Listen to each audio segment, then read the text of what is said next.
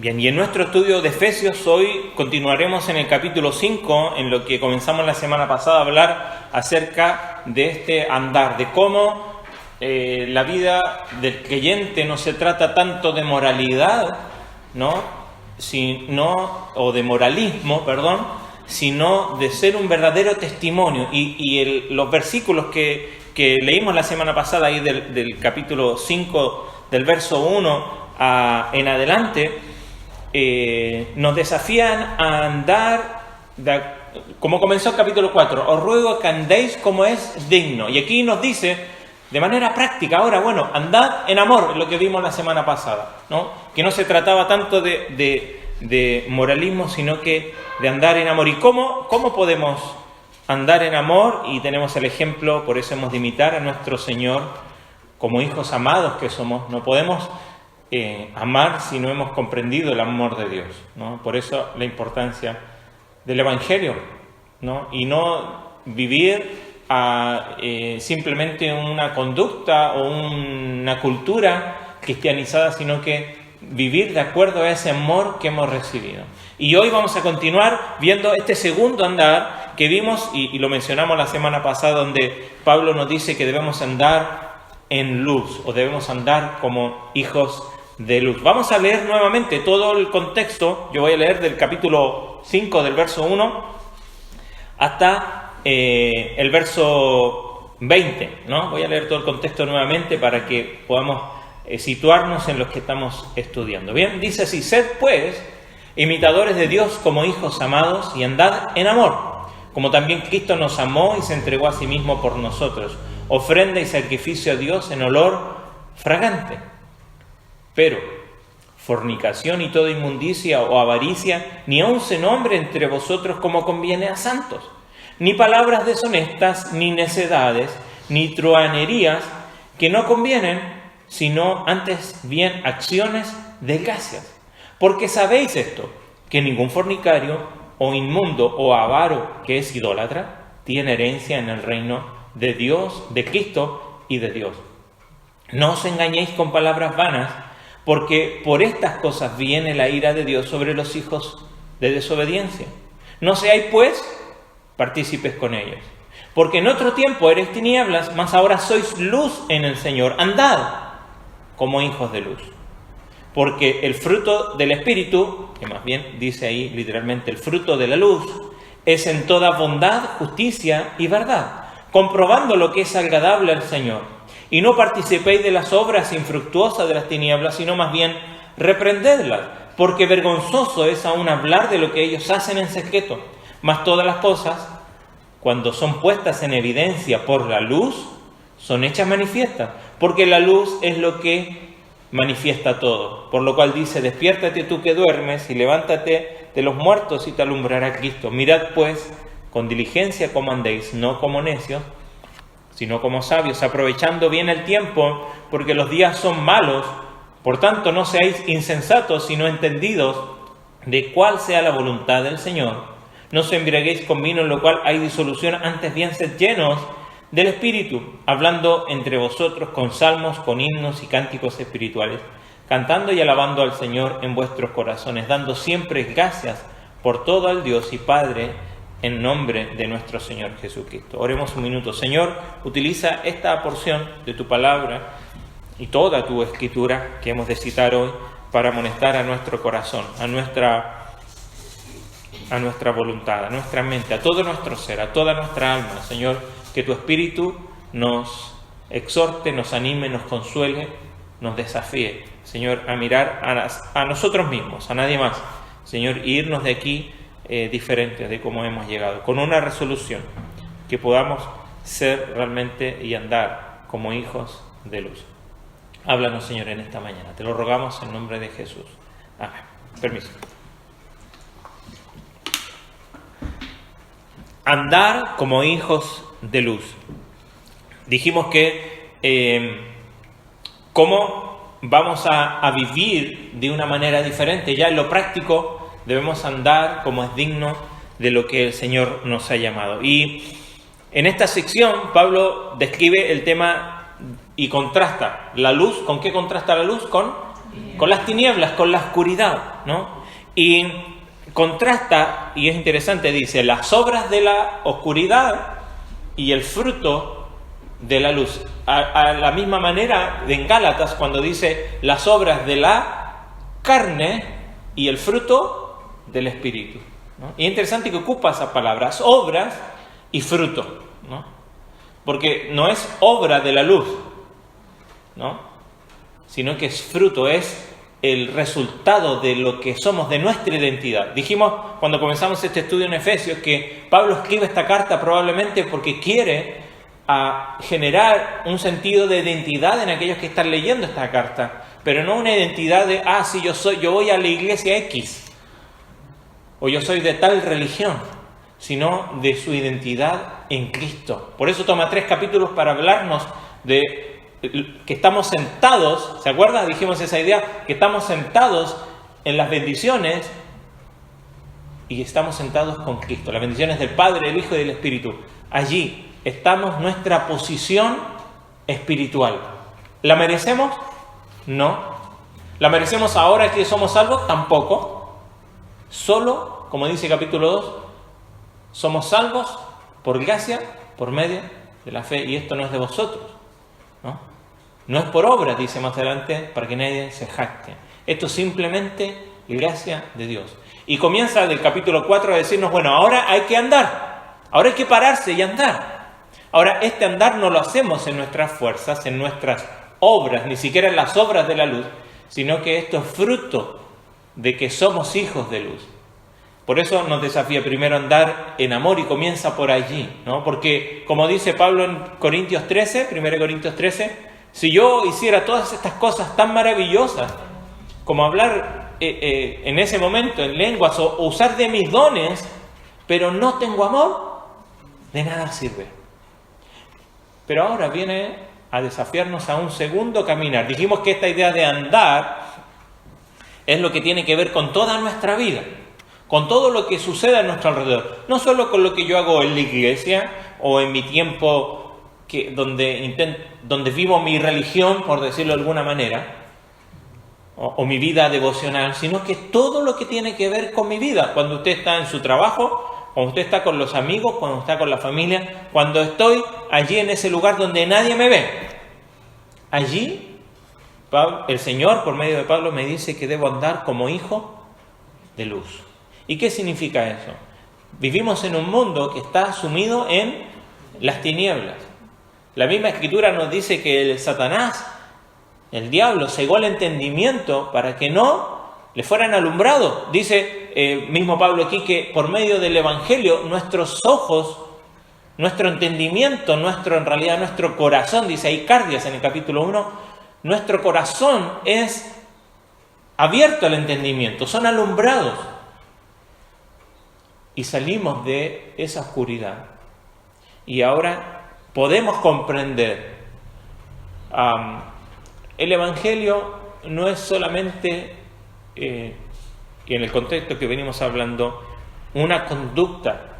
Por supuesto que el Evangelio afecta mi conducta, pero el Evangelio son los lentes por medio del cual yo ahora puedo ver todo lo que está a mi alrededor, lo mismo que veía antes sin Cristo, pero ahora lo veo con una perspectiva, con un propósito diferente, eterno, transformado, santo, puro. Por eso Pablo nos desafía ahora, ¿no?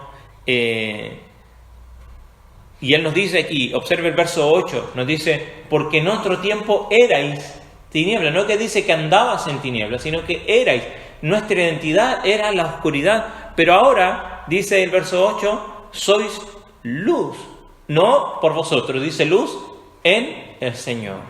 Entonces,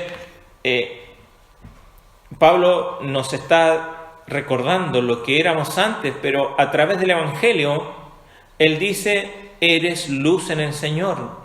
Nuestra identidad ha cambiado y como ahora soy luz, entonces tengo que caminar como hijo de luz. Es lógico. Y esta es la tesis de toda la carta. Por eso toma los primeros 3 versículos y dice, estos son ustedes en Cristo. ¿Qué somos en Cristo? somos adoptados hijos suyos, somos escogidos por su sola gracia, somos salvados, redimidos, perdonados, limpiados por la sangre de Cristo, somos hechura suya, ¿no? Para que ahora andemos en esas buenas obras. Eso es lo que somos. Por lo tanto, capítulo 4, 5 y 6, os ruego que andéis como es digno, con toda humildad, mansedumbre. Lo que ya somos se debe manifestar, ¿no?, hacia afuera, en nuestra vida. Por eso dice, anden como hijos de luz. Llama a los creyentes a convertirse de alguna manera en lo que ya son. Se cuenta la historia, de esas anécdotas de la historia, que una vez vino un hombre a Alejandro Magno, un soldado, y vino a decirle que no quería salir ya más a la batalla porque, bueno, él no quería. Alejandro Magno fue el gran conquistador, ¿no?, de toda ahí Asia Menor y gran parte de Europa, ¿verdad? Su nombre quedó en la historia con ese apelativo, Alejandro Magno. Entonces viene este soldado y le dice, bueno, ok, pero primero dime cómo te llamas. Y el muchacho le dice, me llamo Alejandro. Y dice, no, tú no te llamas Alejandro. Los Alejandros, ¿no?, con todo el ego, ¿no?, los Alejandros no nos damos por vencidos, nunca damos pie atrás. Y esto nos llama quizás a nosotros a decir, bueno, nosotros nos llamamos cristianos. ¿Vivimos de acuerdo a ese nombre? ¿Andamos de acuerdo a ese nombre? Ser un cristiano significa alguien que sigue a Cristo y vive conforme a Cristo. Sin duda, no se nos llama a vivir en una perfección o impecabilidad. Nunca será posible de este lado del cielo. Ni es la pretensión que tiene el Señor de sus hijos, sino que ahora podemos hacer todo aquello que antes no podíamos. Y aunque seguimos luchando, ahora sabemos qué hacer con el pecado. Alguien un día en una clase de matrimonio decía, bueno, ¿cuál es la diferencia entre un matrimonio cristiano y uno que no? A ver, ¿le afectan las mismas cosas? Sí. Tenemos los mismos problemas que toda la gente. La única diferencia es que el cristiano sabe qué hacer con su pecado y a quién acudir.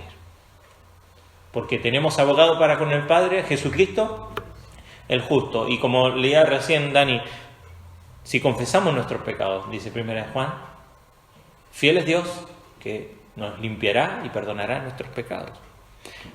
Pero todo conforme a esto podemos andar en luz porque somos hijos de luz. Y nos desafía aquí y nos preguntamos, bueno, ¿cómo caminamos en la luz? ¿Cómo es esto de caminar en la luz? ¿A qué se refiere Pablo? Podemos responder a esto observando por lo menos varias exhortaciones que tenemos aquí y quizás la podemos separar en 3 o 4 partes, pero si usted se va a dar cuenta que por lo menos yo conté 1, 2, 3, 4, 5, 6, 7 y quizás ese himno al final, por lo menos en la porción hasta el verso 14, 8 exhortaciones que tenemos aquí. Vamos a ir agrupándolas y ver cómo cada una de estas apela a algo particular de nuestra vida. Y lo primero que comienza Pablo a decir, y del verso 3 al verso 6, fíjese, dice, andad en amor como hijos amados y que nuestra vida, verso 2, dice, sea una ofrenda y sacrificio a Dios en olor fragante. Con esto, ¿no?, que nuestra vida sea agradable y grata a Dios, hay un pero aquí, hay un giro. Y nos dice, pero hay cosas que han de ser apartadas. Y todas estas cosas, de alguna manera, se convierten en ídolos en nuestro corazón. No son simplemente una conducta o algo que hacemos. Porque lo que hacemos es fruto de ¿qué? ¿Por qué yo me comporto de cierta manera, usted se comporta de cierta manera? ¿Porque simplemente se le ocurrió? No, nuestra conducta es fruto de ¿qué? ¿De lo que está dónde? En mi corazón. Y mi corazón gobierna de alguna manera, o mi alma gobierna a todo mi ser. Por lo tanto, aquello que mi corazón ame, ¿se acuerdan? Estuvimos hablando el año pasado, ¿no?, y parte de este año acerca de cambios profundos. Y dijimos que el problema es que nuestro corazón ama demasiado.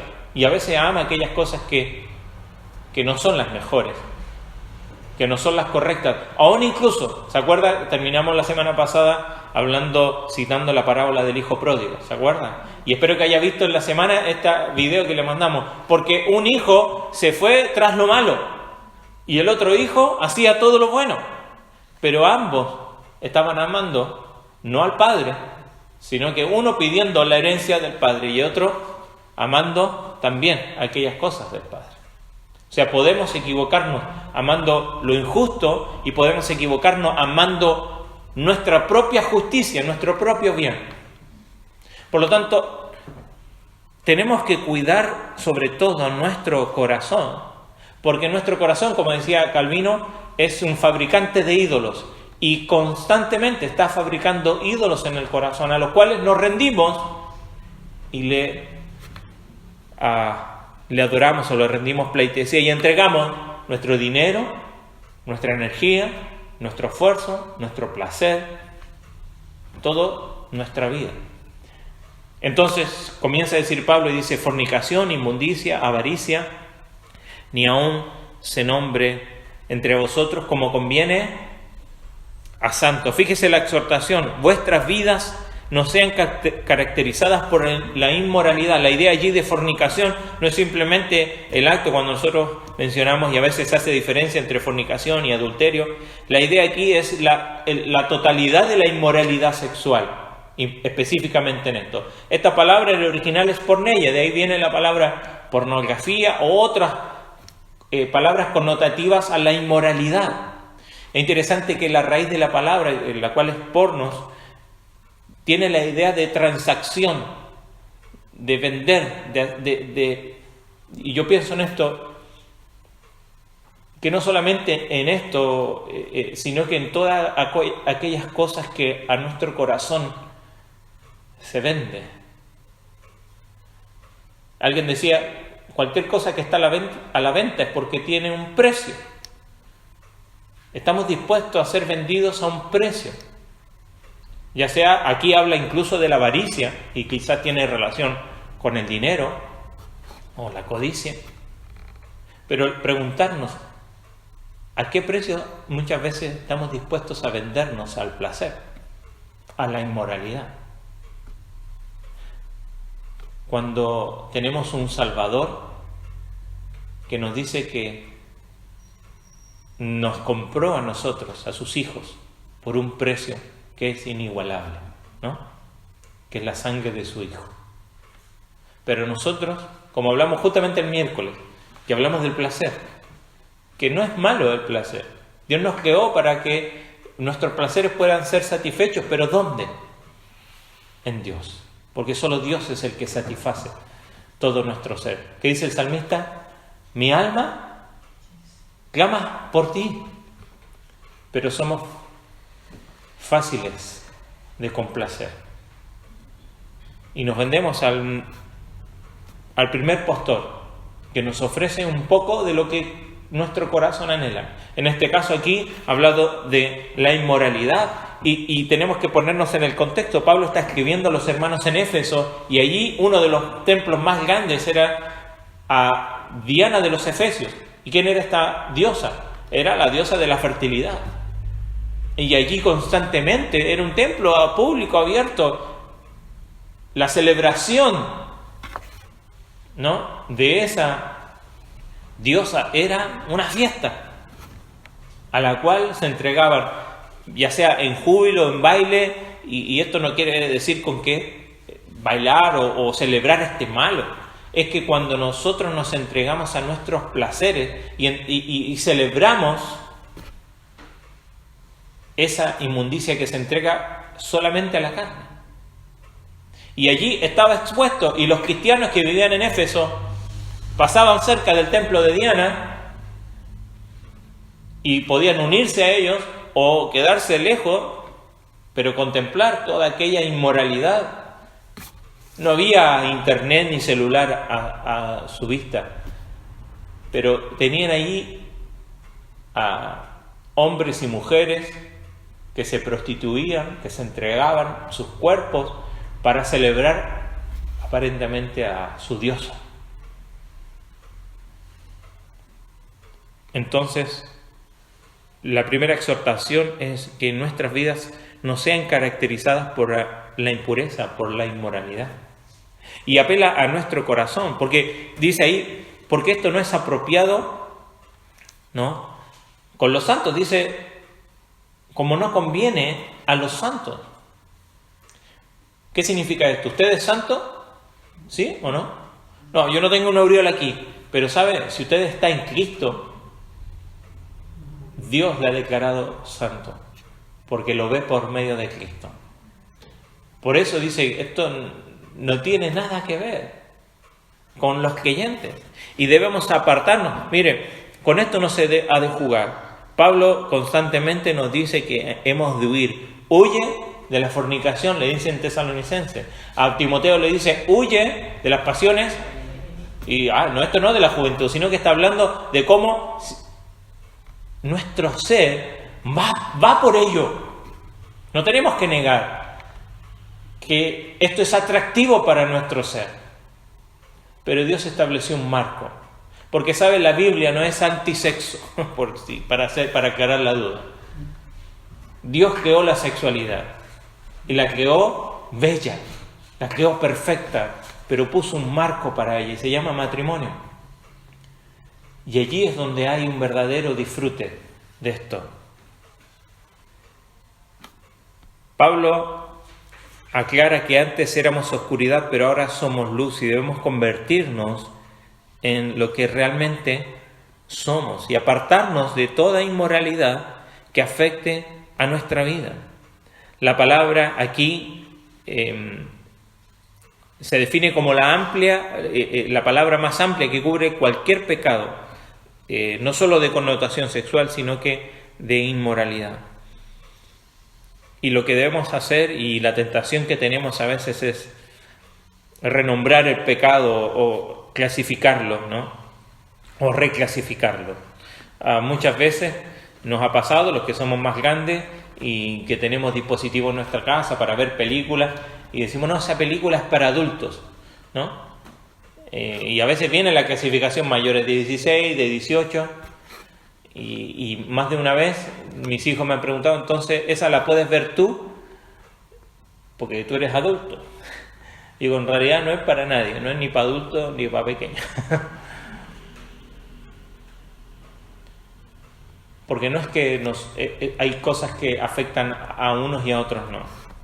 El pecado es pecado y va a afectar a quien sea. Y el pueblo de Dios debe tratar de, como dice Colosenses 3, fíjese, vaya, Colosenses, ahí al lado, Efesios, Filipenses, Colosenses, capítulo 3, verso 5. Haced morir pues lo terrenal en vosotros. Y hace la misma lista: fornicación, impureza, pasiones desordenadas, malos deseos. Pero dice, haced morir.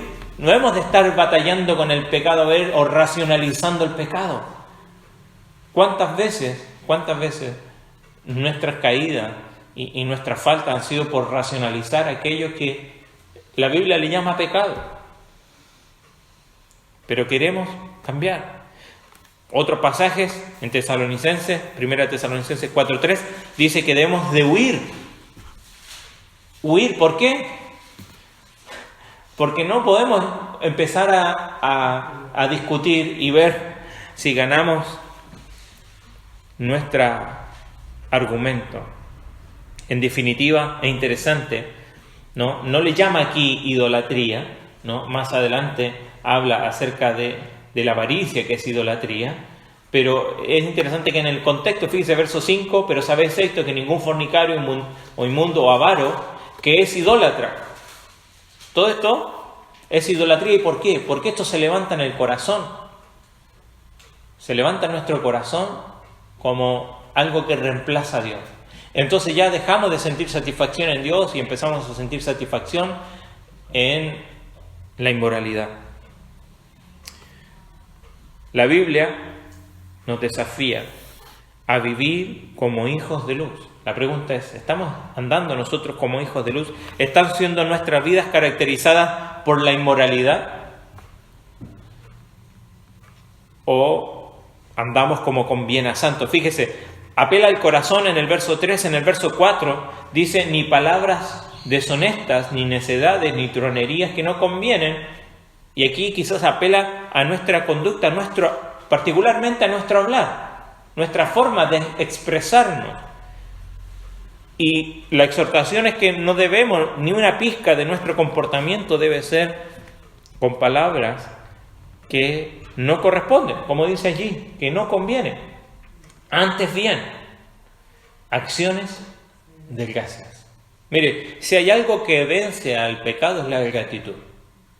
O algo que alguien decía, no podemos estar agradeciendo al mismo tiempo y pecando al mismo tiempo. O sea, tendríamos que tener un corazón insensible, o de hecho, no ser hijos de luz. Pero no podemos estar pecando y ser agradecidos con Dios al mismo momento. Por eso, en Timoteo, Pablo, cuando habla que los postreros tiempos vendrán tiempos peligrosos y comienza a dar una descripción y comienza a decir que serán hombres intemperantes. Y una de ellas es ingratos. La ingratitud es una manifestación de que no estamos andando en luz. Y interesante aquí, solamente quiero mencionar algunas de estas palabras. Dice palabras, otra versión, dice ahí verso 4, palabras indecentes, conversaciones necias, ni chistes groseros. La palabra truhanería, ¿había escuchado usted alguna vez esta palabra? Truhanería. Bueno, literalmente significa fácil de girar. Podemos quizás hacer aplicación al doble sentido, que es muy fácil a veces en nuestro lenguaje. No es malo el humor. A mí me encanta el humor. A muchos de los que estamos aquí nos gusta Les Luthiers, que tienen un humor bastante fino. Aún a veces ellos también caen en la grosería. Nuestra manera es cuidarnos de que nuestra forma de comunicarnos, de expresarnos, de nuestro hablar, sea no, ya lo dice antes, ¿no? Como conviene a santos, eso afecta nuestra conducta, nuestras palabras. Hace un tiempo, un muchacho que vino aquí, anduvo por el Uruguay, me comparte algo de un pastor en Estados Unidos, doy su nombre, se llama Mark Driscoll. Fue pastor en una iglesia bautista en Estados Unidos, ya no lo es. Y él tenía, y salió del ministerio precisamente por problemas de inmoralidad, ¿no? Por lo menos de decencia. Y él proponía, este pastor, de que las palabras no tenían un valor moral en sí. Y uno podía decir malas palabras y no había ningún problema. En ese momento ese pastor estaba en inminencia, se codeaba con un montón de otros pastores que uno podría decir estos son dignos de confianza. En el tiempo dio la razón. Este hombre salió del ministerio, ¿no? Especialmente por su conducta. No podemos justificar, ¿no? Las palabras, por más que sean simplemente maneras de comunicarnos, salen del corazón. Porque eso es lo que dice Cristo. De la abundancia del corazón habla la boca. Y cuando el corazón está podrido, va a decir palabras podridas. Y las conocemos nosotros. Sabemos lo que significan. Y eso también tiene una connotación cultural. Quizá una palabra aquí no tiene el mismo significado en otro lugar. Pero nosotros sí sabemos qué significa acá. Cuidado con nuestra forma de expresarnos. Porque puede ser que seamos hijos de luz, pero nuestras palabras no tengan mucha luz. Por eso la exhortación, primero el corazón, luego nuestra conducta. Y tercero, en el verso 6, mire, la segunda parte del verso 5 dice, ¿por qué sabéis esto? Que ningún fornicario o inmundo avaro que es idólatra tiene herencia en el reino de Cristo y de Dios. Nadie se engaña. Y aquí no sé, una exhortación a nuestra mente. Antes dice ser caracterizado por acción de gracias. Esa debe ser lo que caracteriza a un creyente, ¿no? Y eso habla de nuestra actitud, ¿no? De nuestra actitud frente a la vida, frente a los demás, principalmente frente a Dios. Pero nos exhorta a que nuestro entendimiento no sea engañado con palabras huecas, porque por estas mismas cosas Dios juzga a los hijos de desobediencia. Y Pablo nos está exhortando a que tengamos cuidado de la inmoralidad, de nuestra conducta que tengamos una actitud agradecida. Incluso habla ahí de la codicia, de la avaricia, cómo esto torna oscuro nuestro corazón, ¿no? Y cuidar de corromper nuestro hablar, pero nos hace la advertencia, ¿no?, de que aquellos que persisten en este oscuro estilo de vida no heredarán el reino de Dios. Ahora la pregunta es, ¿los cristianos pueden caer en estos pecados? Y sí, pero un verdadero cristiano no va a persistir constantemente en ello. Lo que nos dice Primera de Juan. Porque persistir en estos es sin duda un estado de vida sin gracia. 1 Corintios capítulo 6 nos recuerda allí, capítulo 6, verso 9, ¿no sabéis que los malvados no heredarán el reino de Dios? No se dejen engañar ni los fornicarios, ni los idólatras, ni los adúlteros, ni los sodomitas, ni los ladrones, ni los avaros, ni los borrachos, ni los maledicientes, ni los estafadores heredarán el reino de Dios. Y esto erais algunos más, habéis sido lavados.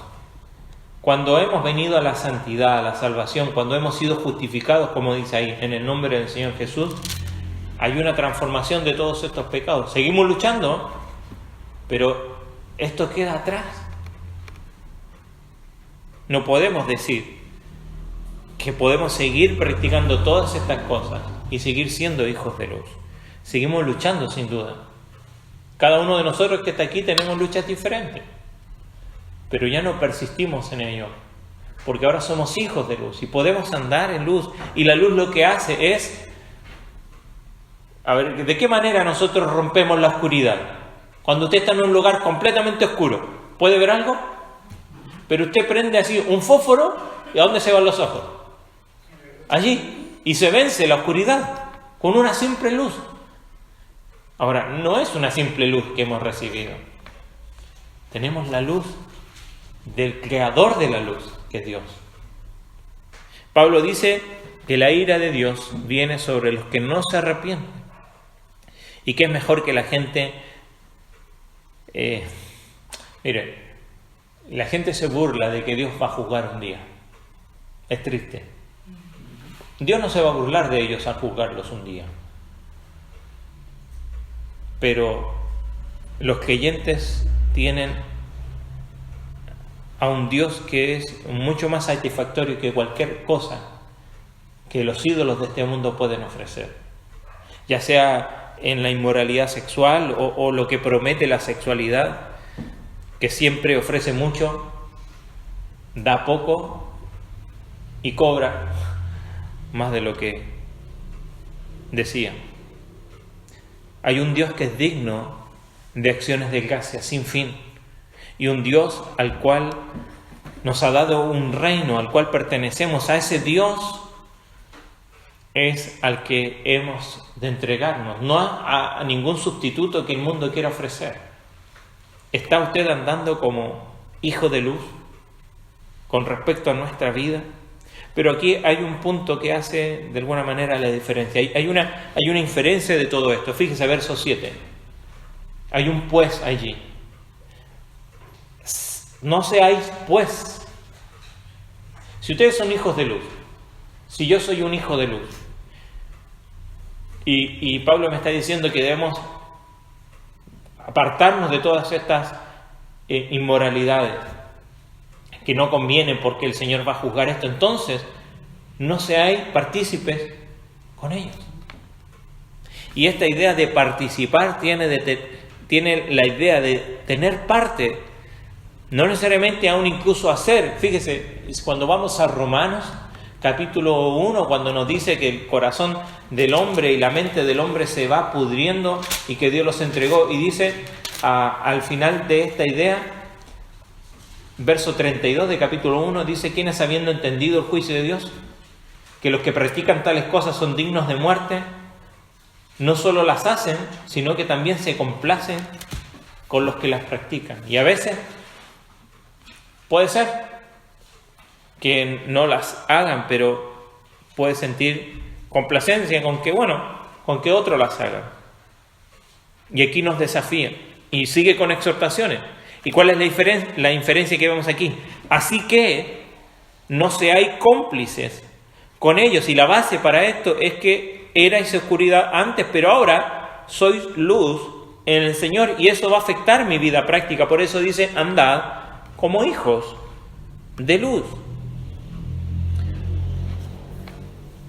Exhiba cómo Pablo nos recuerda aquí nuestra nueva identidad y nos da 4 instrucciones sobre cómo podemos exhibir el fruto de la luz en medio de la oscuridad.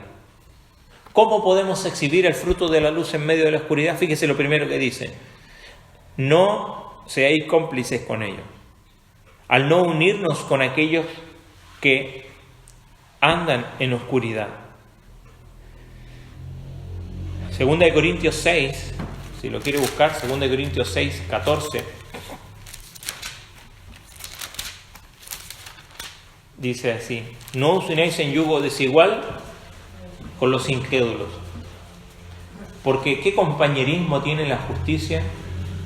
Fíjense en los conceptos. ¿Qué compañerismo tiene la justicia con la injusticia? ¿Y qué comunión la luz con las tinieblas? ¿Y qué concordia? Ahí la palabra concordia es armonía. En griego es sinfonía, de ahí viene la palabra sinfonía. ¿Qué concordia Cristo con Belial? ¿O qué parte el creyente con el incrédulo? Son todas preguntas retóricas. ¿Todas se responden? Ninguna. Ninguna. Pablo llama a los cristianos a ser sal, a amar y hacernos amigos de los que están fuera de la fe, sin duda. Sin embargo, nuestra misión no implica participar en los pecados de ellos. Debemos huir y no compartir, como dice ya antes, ni la codicia, ni la inmoralidad sexual, ni un discurso corrupto en el mundo. No nos llama a vivir en una burbuja, pero no nos llama a unirnos con ellos. El Señor Jesucristo comía ¿con quién? Con los publicanos, con los glotones, con las prostitutas. ¿Pero se unía a su pecado? Nunca. No participéis con ellos. ¿De qué otra manera podemos exhibir el fruto de la luz? Exhibiendo la luz, viviendo nuestra identidad. Por eso dice que una vez fuimos oscuridad, pero ahora somos luz en el Señor. Y Pablo hace esa distinción importante aquí, porque los cristianos no son luz en sí mismos, sino son luz en el Señor. Porque Él es luz y nosotros estamos en Él, entonces somos luz. Y debido a que el creyente es luz, eso es un hecho. Ahora estamos llamados, y acá es un imperativo, a caminar como hijos de luz. Y debemos perseguir la santidad a la cual el Señor nos ha llamado. Primera de Pedro nos dice: sed santos, porque yo soy santo, dice el Señor. No es una opción, es un mandato bíblico. Ahora, ir en pos de la santidad tiene un alto costo, porque es dejar de lado todo aquello que aparentemente complace mi alma y mi corazón. Pero el resultado de todo esto es glorioso. Porque cuando uno encuentra satisfacción en Dios, cuando uno encuentra que en Él es donde yo puedo satisfacer todo aquello que mi alma anhela,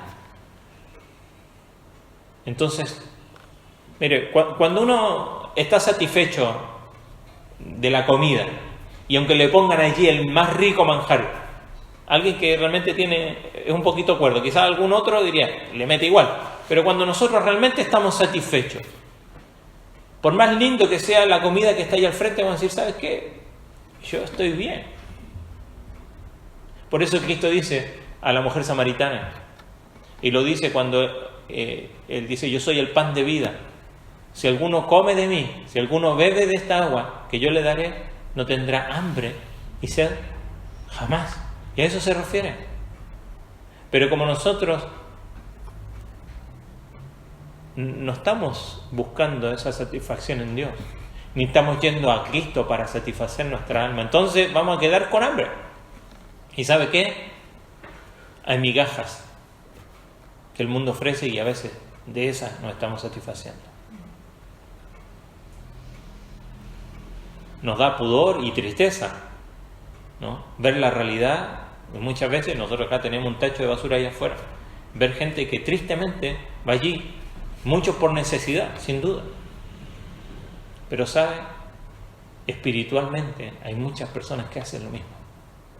Y van al tacho de basura a buscar alimentarse. Y eso habla también de una pobreza espiritual. No participemos con ellos. Debemos andar como hijos de luz. Y dice ahí, la luz se exhibe haciendo todo lo que es bueno, correcto y verdadero. Dice ahí, porque el fruto, acá dice el fruto del Espíritu, ¿no? Estoy en Corintios, voy a Efesios otra vez.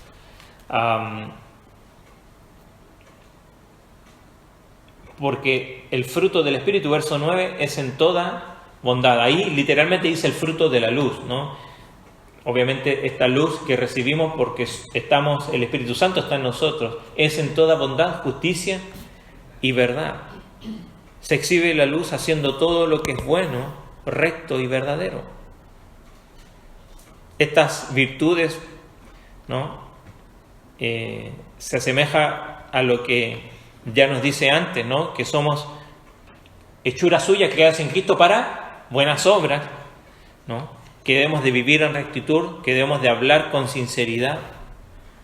Pero también se exhibe la luz complaciendo, dice, comprobando, ¿no? Lo que es agradable al Señor. ¿De qué manera podemos comprobar lo que es agradable al Señor? Haciéndolo.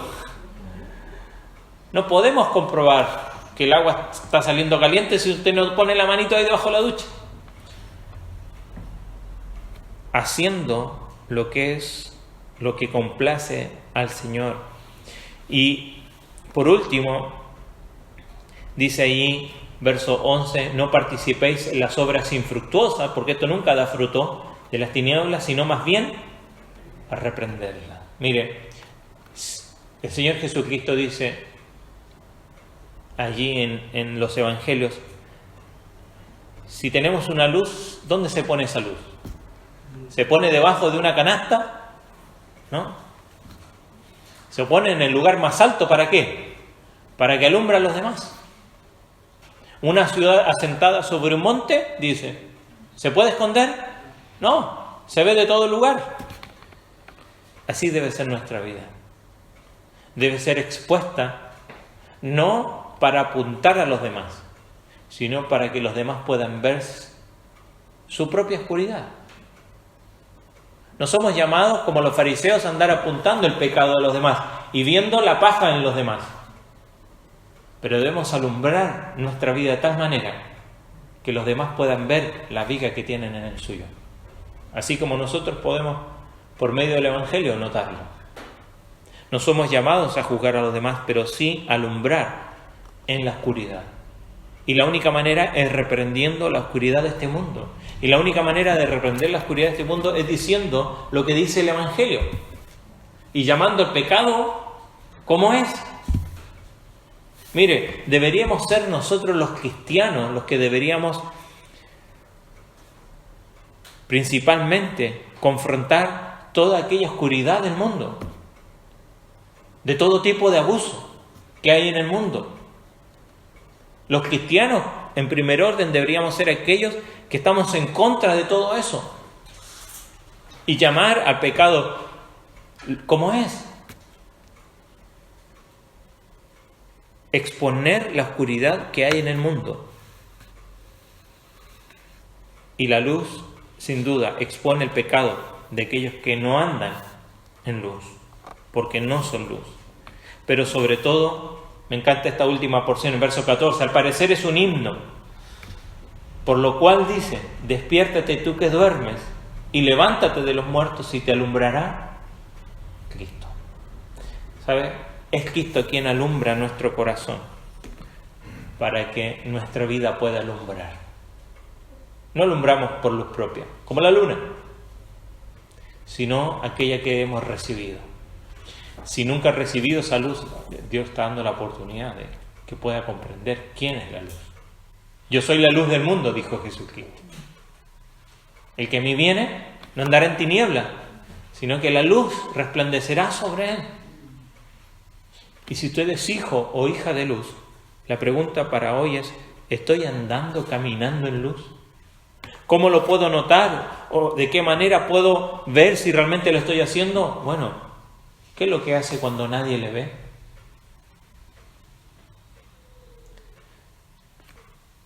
¿Qué lucha estoy llevando en mi corazón, en mis pensamientos? ¿Cómo es mi hablar hacia los demás? ¿Cómo está siendo mi conducta al nuestras conversaciones? ¿Cuál está siendo mi actitud? ¿Soy agradecido a Dios? ¿Estoy dejándome engañar por las palabras de este mundo que intentan llamar a lo bueno malo y a lo malo bueno? Eso ya lo decía el profeta en el Antiguo Testamento. Si no, cuidado. Puede ser que esté siendo cómplice con ellos, como dice aquí. Puede ser que no esté caminando y no esté dando fruto a mi vida, un fruto de luz. Puede ser que mi vida esté teniendo comunión con Belial, con la oscuridad. Los creyentes despiertos, que alguna vez fueron oscuridad, pero que ahora son luz, brillan la luz de la verdad y la justicia en un mundo oscuro con su palabra, con sus hechos, con sus actitudes. Hacen visibles los hechos vergonzosos y los secretos de la oscuridad de este mundo. Y también pueden usarse para ayudar a aquellos que en la oscuridad intentan salir a la luz. Deberíamos ser aquellos que están trayendo a la luz del Evangelio a aquellos que están en la oscuridad, no señalando a los que están en la oscuridad, sino para ayudarles a salir. Me encanta cómo termina Judas. Mire, vayamos a Judas.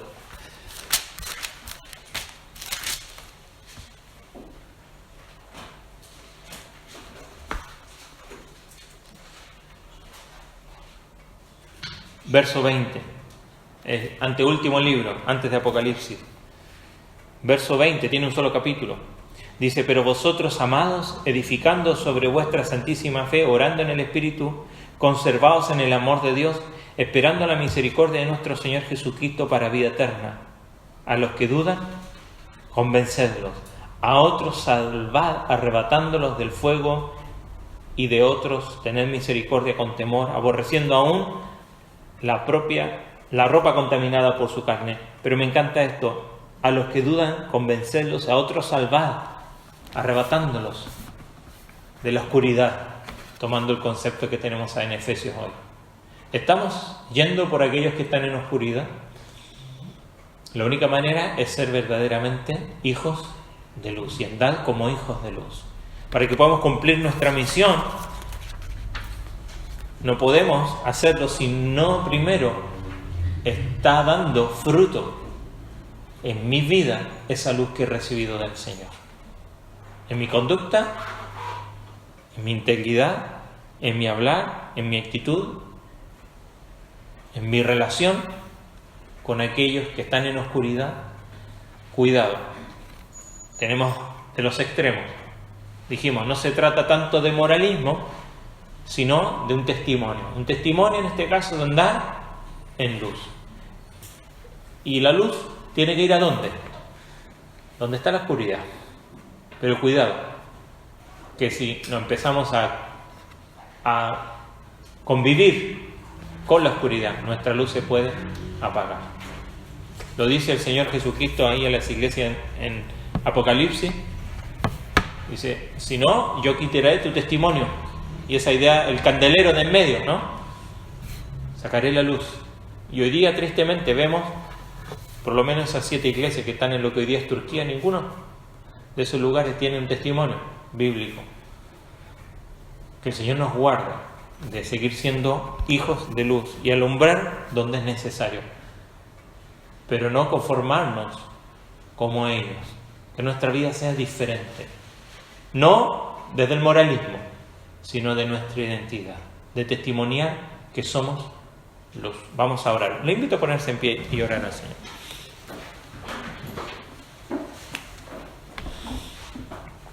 Padre Celestial, agradecido estamos contigo por tu palabra.